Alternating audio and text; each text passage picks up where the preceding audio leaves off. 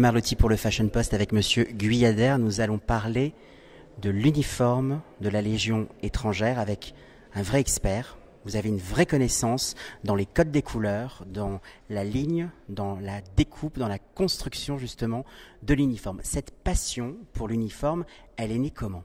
Alors, ma passion pour les uniformes de la Légion étrangère est née, j'avais à l'époque 12 ans, je voyais pour la première fois un car exposition de la Légion étrangère, donc nous sommes en 1962, au retour donc de la Légion étrangère sur le sol métropolitain, et c'est à partir de là qu'est née ma passion pour la Légion étrangère. Et puis, au fil des années, je me suis mis à collectionner donc les pièces d'uniforme qui sont assez spécifiques à la Légion étrangère, voilà, en commençant par un képi blanc et en commençant par les épaulettes et en continuant comme ça, et on découvre des règlements d'habillement au fil du temps et qui sont toujours liés bien sûr à l'histoire de la Légion étrangère et à ses campagnes.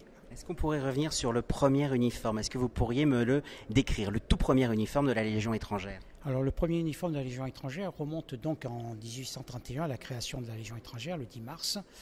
C'est un uniforme donc qui est tout à fait celui de l'infanterie de ligne de l'armée française de l'époque, avec des différences fondamentales qui sont donc la suppression sur l'habit de la couleur garance qui caractérisait l'infanterie pour adopter du drap de fond bleu de roi qui était celui de la Légion étrangère. Voilà. Donc après, il y avait les boutons spécifiques à la Légion étrangère qui n'étaient pas à l'époque des boutons à grenade, mais des boutons avec une étoile. Voilà.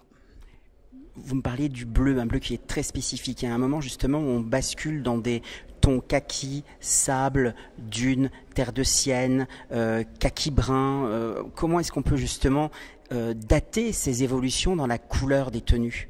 Oui, alors donc l'évolution des couleurs concernant le kaki, donc il faut remonter en 1886 pour avoir le premier vêtement de l'armée française en toile kaki, qui était donc le paletot en toile kaki du modèle de l'infanterie de marine.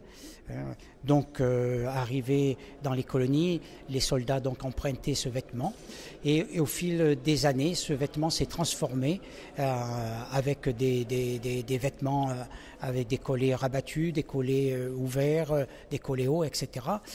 Et donc la toile kaki, effectivement, on distingue plusieurs nuances. Il y a du kaki beige, du kaki clair, du kaki verdâtre et du kaki cachou également, qui tire un peu sur le marron.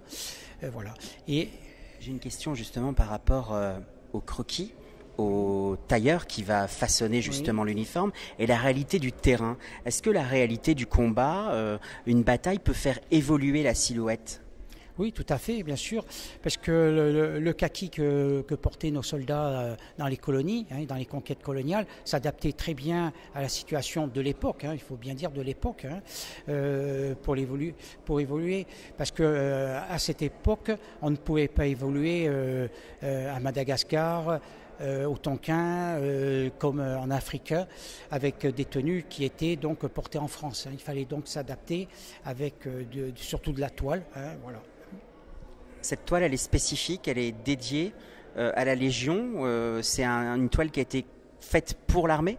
Alors, la Légion étrangère n'a jamais eu de vêtements vraiment spécifiques à elle. Elle a eu des distinctifs qui les différencient, qui les démarquent des autres régiments.